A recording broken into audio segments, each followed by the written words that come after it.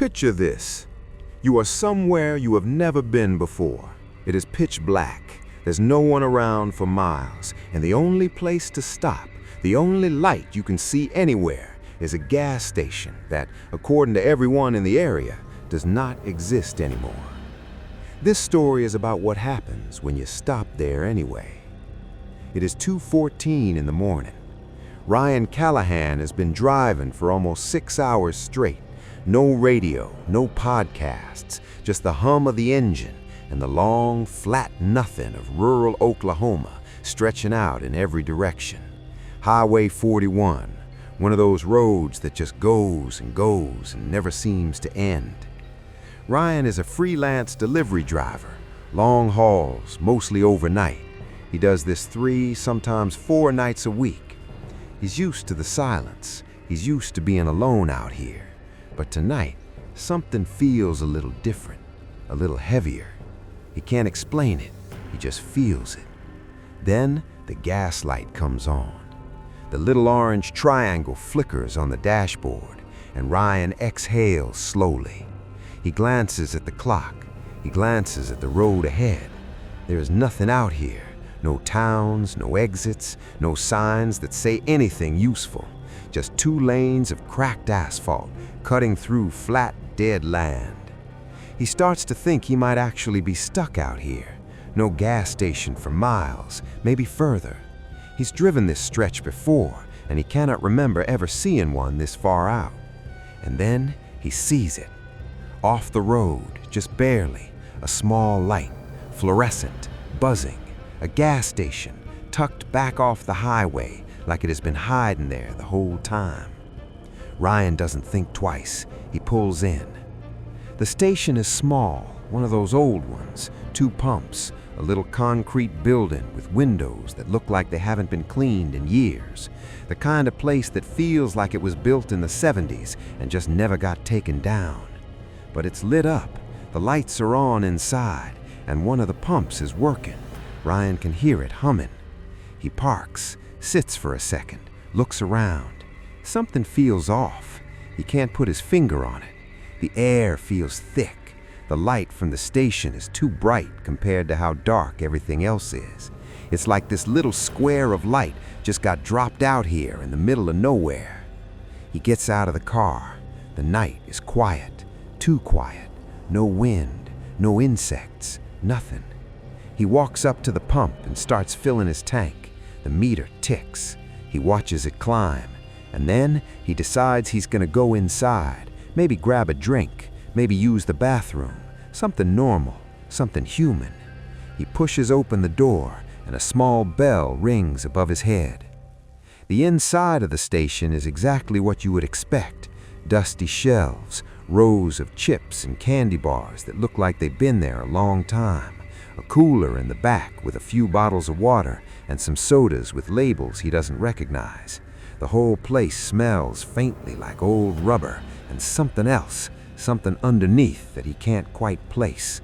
And behind the counter, there's a girl. She looks young, maybe early 20s. She has dark hair pulled back, and she's wearing a plain black shirt.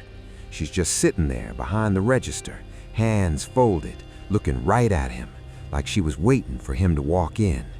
She smiles. It's a nice smile, a normal smile, but it doesn't stop. It just stays there, fixed, even as Ryan nods at her and grabs a bottle of water from the cooler. He brings it up to the counter. She rings it up without even looking at the price tag. She already knows. "Rough night out there?" Ryan says, just making conversation, filling the silence.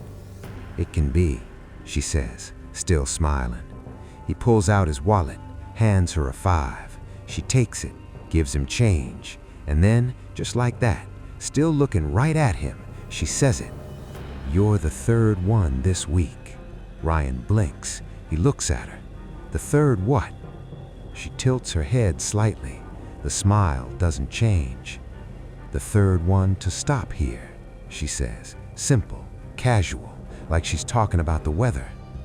Ryan feels something move in his chest, something cold. He doesn't know why. He doesn't know what it is about the way she said it, but it lands wrong. It sits in his stomach like a stone. "What do you mean?" he asks. She just laughs. It's a soft laugh, a quiet laugh, and she looks back down at the register like the conversation is already over. "Safe drive home, Ryan." He didn't tell her his name. He stands there for a second, just standing. His mouth opens, but nothing comes out. She's not looking at him anymore. She's just sitting there behind the register, hands folded again, eyes down, like he's not even in the room. Ryan grabs his water.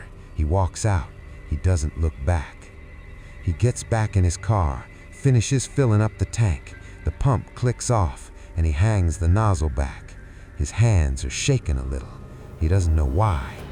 He pulls back onto the highway, glances in the rearview mirror. The station is still there, still lit up, still glowing in the dark. He drives. He doesn't turn on the radio. He doesn't think about anything. He just drives until the lights of his apartment complex show up on the horizon and he can finally breathe again. It's almost 4 a.m. when he gets home. He doesn't sleep well. He lies in bed and stares at the ceiling, and every time he closes his eyes, he sees her face, that smile, the way she said his name, the way she said the third one. Around 3 a.m. he wakes up. The hallway light is on. He didn't turn it on. He never leaves that light on. He gets up, walks out into the hall. The light is on. The bathroom door is open. It was closed when he went to bed. He's sure of it. He stands there in the dark and listens. Nothing, just silence. He turns off the light, closes the bathroom door, goes back to bed. 20 minutes later, the light comes back on. By the next morning, Ryan is exhausted. He slept maybe 2 hours total. He showers, makes coffee, tries to act normal, and then he smells it. Gasoline. Faint at first, just a trace of it underneath the normal smell of his apartment. He stops, sniffs, walks around the kitchen. Nothing obvious. He checks under the sink. Nothing. He opens the windows, lets the air move. 20 minutes later, it's back. Old gasoline, that thick, greasy chemical smell, the same smell from the station. He's sure of it now. It's the same. He cleans, he scrubs the counters, he mops the floor, he throws open every window in the place. By evening, the smell is still there. And that night, the doors start opening on their own. He can't sleep, he can't focus, he can't stop thinking about that station. So the next day, he starts looking into it. He drives back out to Highway 41, retraces his route mile by mile. He knows exactly where it was. He remembers the exit. He remembers turning off the road. He pulls up to the spot. There's nothing there. Not a building, not a pump, not a sign. Just flat, dry dirt and dead grass, like nothing has ever been there at all. Ryan gets out of the car, walks the ground, kicks at the dirt. He finds no concrete, no foundation, no tire tracks other than his own, just dirt. He stands there in the middle of the empty field and feels the back of his neck go cold. He drives into the nearest town, a small place, maybe 500 people. He walks into a diner and sits at the counter and orders coffee and starts asking around, casually. He says he passed a gas station out on 41 the other night, asks if anyone knows it. The waitress stops pouring his coffee. She looks at him for a long moment. "Honey, that station burned down in 2023. Ryan doesn't leave that diner for a while. The waitress tells him what she knows. The station was small, old. It had been out there for decades. Then one summer, it just caught fire.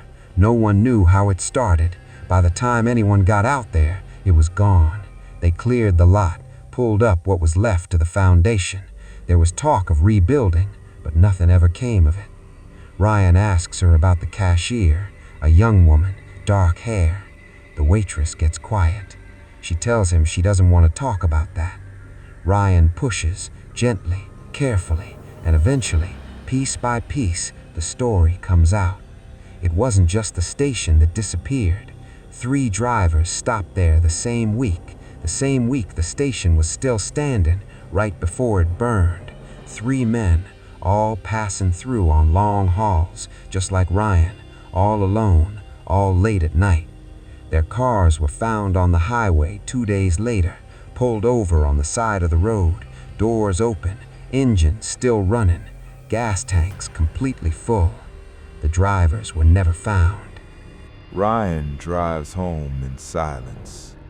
He parks, walks up to his door, unlocks it, steps inside.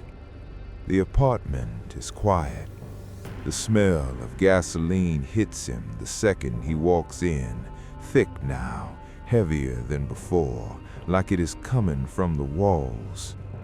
He stands in the entryway and breathes it in and tries to tell himself it is nothing, tries to tell himself there is an explanation, a leak somewhere, something in the building.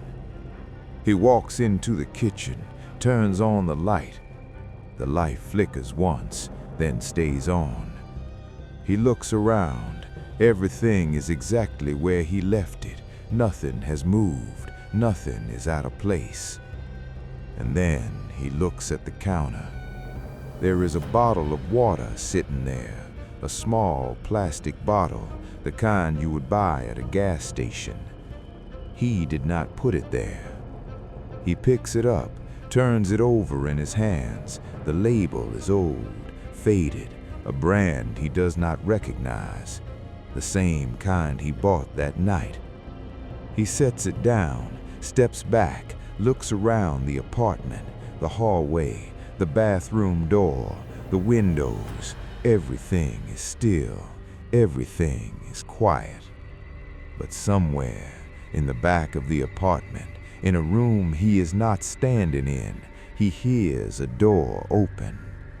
And then, very softly, very calmly, from somewhere he cannot see, he hears a voice, a woman's voice, smiling. "Safe drive home, Ryan."